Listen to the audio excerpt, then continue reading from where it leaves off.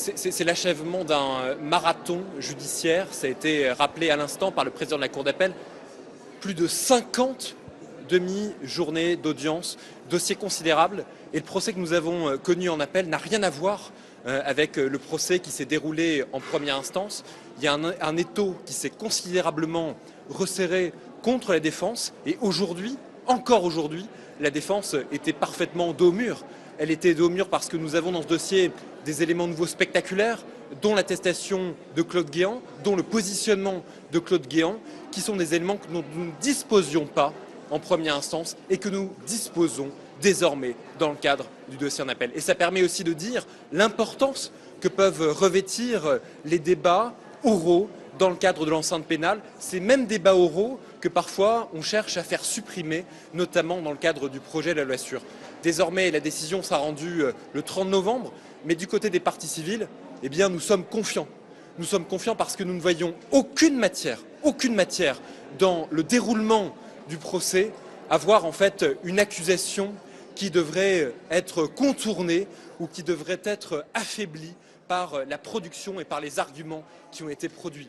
On a eu le sentiment que vous aviez des éléments, à la fois des développements techniques qui étaient difficilement convaincants, et puis ces développements techniques étaient rapidement effacés au profit de ce qui est aujourd'hui la thèse de la défense, à savoir l'existence d'un complot judiciaire pour lequel on ne cite même pas les personnes qui seraient les administrateurs de ce complot.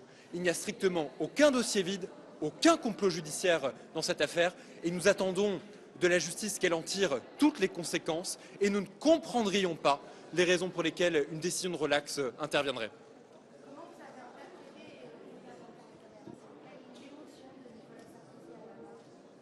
Mais c'est une émotion légitime, parce que c'est quelqu'un qui a été incarcéré, parce que c'est un ancien président de la République, mais il faut bien rappeler une chose, c'est que la justice est la même pour tout le monde, que c'est l'égalité des droits, et qu'aujourd'hui, la peine d'emprisonnement, qu'on le veuille ou non, et d'ailleurs ce sont ces mêmes responsables qui en ont fait la peine maîtresse, c'est la peine qui s'applique pour tout le monde.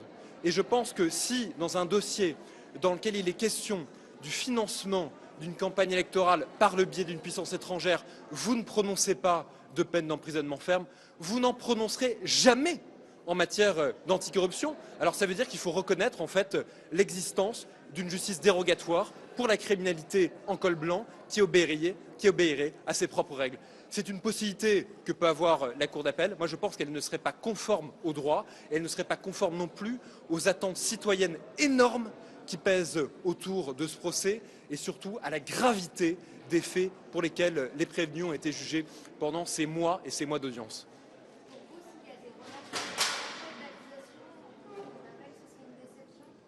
Mais ce serait une déception assez colossale. Maintenant, évidemment, il peut y avoir des relax qui interviennent notamment pour des motifs techniques. Mais je pense que ces semaines d'audience ont conforté la conviction que nous avons de l'existence d'un pacte de corruption. Et on n'envisage pas que même des arguments juridiques, des arguties juridiques pourraient s'opposer à ce qui est de l'ordre de l'évidence, à savoir ce pacte conclu avec une dictature pour et en vue de financer une campagne électorale au mépris du devoir de transparence, au mépris des impératifs qui se posent et de l'exemplarité des responsables publics. Parce que c'est bien de ça dont il s'agit aussi, c'est d'avoir méprisé ce devoir d'exemplarité des responsables publics et c'est aussi la raison pour laquelle les peines requises sont aussi importantes. Je vous en prie.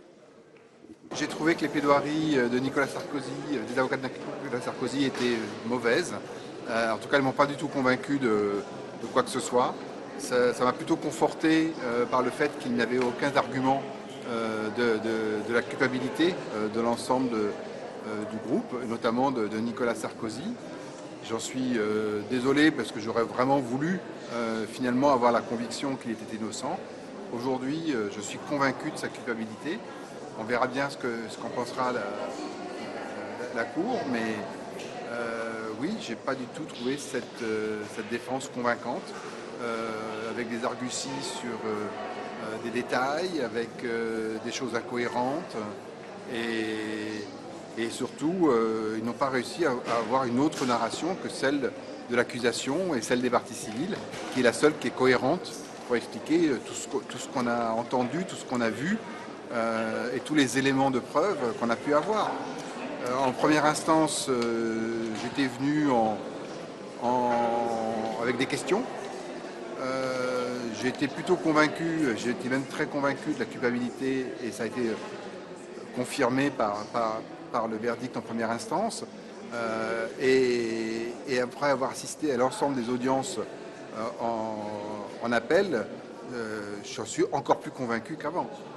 D'autant plus qu'il y a des éléments nouveaux, comme notamment les notes de Guéant, comme la plaidoirie de son avocat hier. Voilà, donc je crois que malheureusement la messe est dite et que effectivement Nicolas Sarkozy, Brice Hortefeux et Claude Guéant sont coupables. Les chefs d'accusation, je ne suis pas juriste pour le déterminer, mais effectivement c'est quelque chose qui est très grave en ce qui nous concerne et c'est une trahison pour l'ensemble des victimes de l'attentat du DC-10 du théâtre. Avant, sur la façon dont les débats se sont déroulés, est-ce que vous avez pensé de ces 3 mois d'audience menés par le président Guéant? J'ai été très agréablement surpris par la qualité des débats, par les échanges tels qu'ils ont pu être menés, par le respect de toutes les parties, que ce soit les parties civiles, que ce soit bien sûr les accusés, par la maîtrise de l'ensemble du déroulement. C'est pas que la Cour, c'est bien sûr le président, mais c'est aussi finalement, il nous a tous mis au diapason, c'est-à-dire que tout le monde a respecté les temps de parole, a respecté la parole de chacun, et j'ai trouvé que les débats étaient très sereins, très intenses. Pour tout vous dire, toute la partie des interrogatoires, j'ai trouvé très pénible parce que j'avais l'impression qu'on tournait en rond, que rien n'était cohérent. Mais tout ça a été mené de façon très, très subtile par le président, parce que je crois qu'il est un peu à l'origine du retournement de Claude Guéant. Il a dressé un piège dans lequel Nicolas Sarkozy est tombé. Il aurait pu ne pas tomber dedans. Et oui, donc j'ai trouvé que l'ensemble des débats a été vraiment mené de façon très professionnelle, très ouverte, très respectueuse de toutes les parties. Guillaume, vous êtes convaincu de la culpabilité de l'ensemble des prévenus. Qu'est-ce que vous attendez concrètement de la Cour? Ce que j'attends de la Cour, c'est un verdict clair, documenté, étayé. Les condamnations elles-mêmes m'importent peu. Je veux dire, le quantum, c'est pas pour ça que je suis venu. Je suis venu pour avoir une vérité judiciaire, pour savoir si vraiment ces personnes-là nous ont trahis, nous les victimes, alors qu'elles nous ont reçus, alors qu'elles nous ont promis toutes sortes de choses. Est-ce qu'on a été... est-ce qu'elles nous ont menti, est-ce qu'elles nous ont trahis en tant que représentants de l'État qui était visé par l'attentat dans lequel nos proches sont morts. À la barre, Nicolas Sarkozy a promis « Je n'ai pas trahi les Français ». Il était visiblement ému, ce qui est confirmé. Comment vous avez reçu cette déclaration de l'ancien président? Écoutez, j'ai entendu Nicolas Sarkozy, sa déclaration avait l'air très convaincante. Je crois qu'il en est d'une certaine manière convaincu lui-même, parce que je crois qu'il s'est auto-persuadé dans une sorte de réalité parallèle. Mais les faits contredisent sa bonne foi. Je ne peux pas dire autre chose. De toute façon, il est complètement cohérent avec sa ligne de défense depuis le début. J'aimerais tellement que ce soit vrai et que ce soit la vérité judiciaire qui sortira. J'ai énormément de doutes sur le fait qu'il y ait une relaxe.